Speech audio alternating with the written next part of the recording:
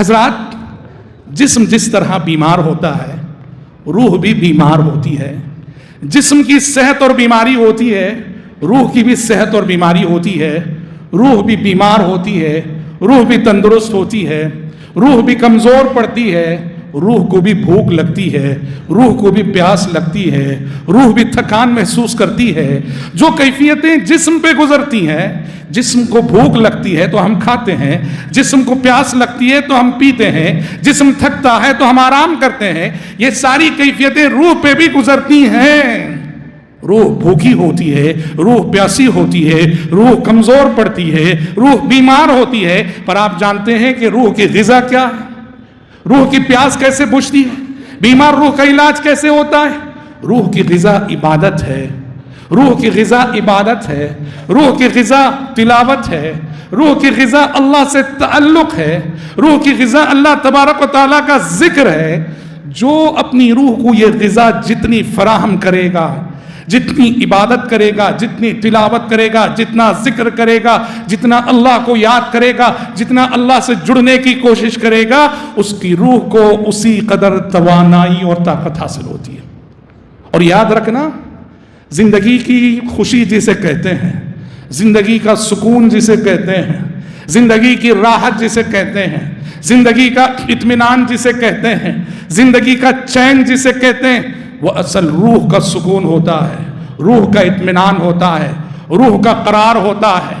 اگر آپ کی روح بھوکی ہو، آپ کی روح پیاسی ہو، آپ کی روح بیمار ہو، آپ کو زندگی کی حقیقی خوشیاں نہیں ملیں گی، زندگی کا حقیقی سکون آپ کو نہیں ملے گا، زندگی کا حقیقی چین آپ کو نہیں ملے گا. اس لیے یاد رکھنا، میری اور آپ کی زندگی کی جو حقیقی خوشیاں اور سکون ہے، اس کا دار و مدار جسم سے زیادہ روح پر ہوا کرتا ہے.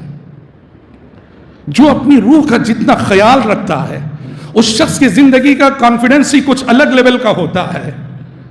عبدالعزیز بن عبداللہ بن باز رحمۃ اللہ علیہ، جانتے ہیں سعودی عرب کے سابق مفتی گزرے ہیں، بہت نیک، بڑے اللہ والے، بڑے متقی انسان گزرے ہیں.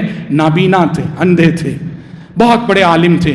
90 سال کی عمر پائی، 90 سال کے بڑھاپے میں انتقال ہوا.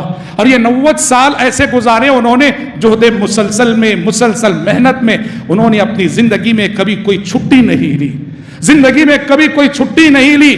جوانی میں جو ذمہ داریاں شروع کی، جو محنت شروع کی، 90 سال کے بڑھاپے تک وہ محنت جاری رہی.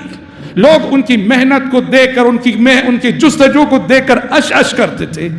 ایک مرتبہ کسی نے پوچھ لیا شیخ بن باز رحمۃ اللہ علیہ سے کہ شیخ، 90 سال کا بڑھاپا، 90 سال کا بڑھاپا، اور 90 سال کے بڑھاپے میں یہ محنت، یہ جستجو، دن رات آپ کو ہم کسی نہ کسی کام میں مشغول دیکھتے ہیں. کہیں کبھی درس دے رہے ہیں، کبھی فتویٰ دے رہے ہیں، کبھی کوئی چیز املا کروا رہے ہیں، کبھی خدمت خلق کے کاموں میں مصروف ہیں، کبھی حکومت کے منصبداروں عہدیداروں سے گفتگو اور میٹنگوں میں مصروف ہیں. کہا 90 سال کے اس بڑھاپے میں یہ محنت کیسے ممکن ہوئی؟ بن باز نے کہا، پوچھنے والے کو جواب دیتے ہوئے کہا، بیٹے روح اگر جوان ہو تو پھر جسم کا بڑھاپا نقصان نہیں کرتا. روح اگر جوان ہو تو پھر جسم کا بڑھاپا نقصان نہیں کرتا. جسم بھلے سے بوڑھا ہو جائے، روح اگر جوان ہو، توانا ہو، تندرست ہو، طاقتور ہو، تو انسان جسمانی اعتبار سے کمزور رہ کر بھی اندر سے بہت مضبوط ہوتا ہے. تبھی تو ان کے بارے میں آتا ہے کینسر جیسے موذی مرض میں مبتلا تھے، لیکن اب جانتے ہیں کہ آخری مومنٹس جو ہوتے ہیں کینسر پیشنٹ کے کتنے اذیتناک اور المناک ہوتے ہیں. اس کے باوجود زندگی کی آخری رات بھی، جو ان کی زندگی کی آخری رات تھی، حسب معمول ان کی مجلس افتاء جمتی ہے. مجلس افتاء میں وہ بیٹھتے ہیں، لوگ سوالات کرتے ہیں، لوگوں کے سوالات کے جوابات دیتے ہیں. آپ نے کبھی کسی کینسر پیشنٹ کو آخری مراحل میں اس قدر توانائی کی حالت میں نہیں دیکھا ہوگا.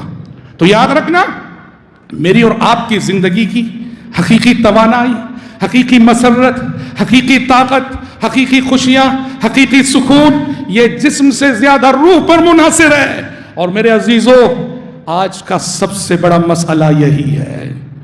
آج کا سب سے بڑا مسئلہ یہی ہے، آج کی دنیا کا، آج کے انسانوں کا اور آج کے کلچر کا سب سے بڑا مسئلہ یہی ہے۔ آج انسانوں کا سارا فوکس صرف اس جسم پر ہے، سارا کا سارا فوکس اس جسم پر ہے، سارا اہتمام اس جسم کے لیے، سارے پروگرام بن رہے ہیں اس جسم کے لیے۔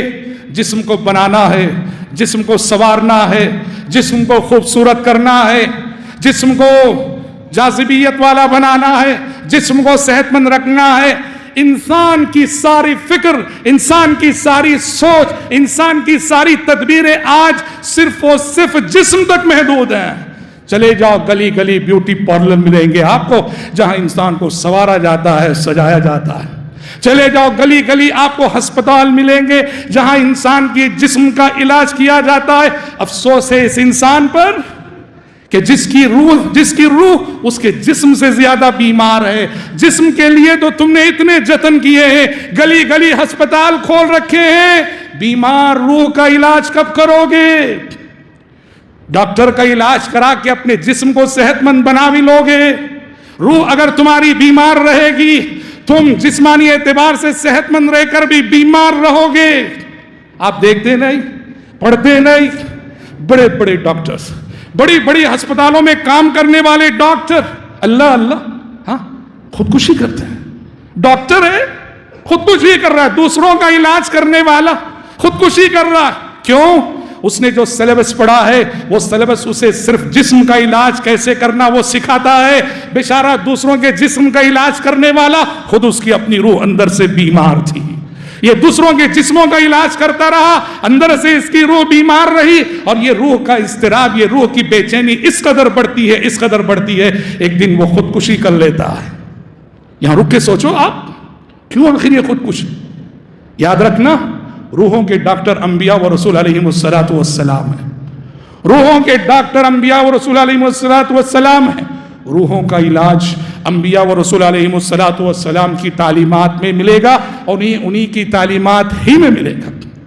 جو انبیاء و رسول علیہم السلام کی تعلیمات سے انحراف کرے گا، جو پیغمبروں کی تعلیمات سے انحراف کرے گا، اسے اس زمین پر کبھی واللہ العظیم سچی خوشیاں اور سچا سکون نہیں ملے گا۔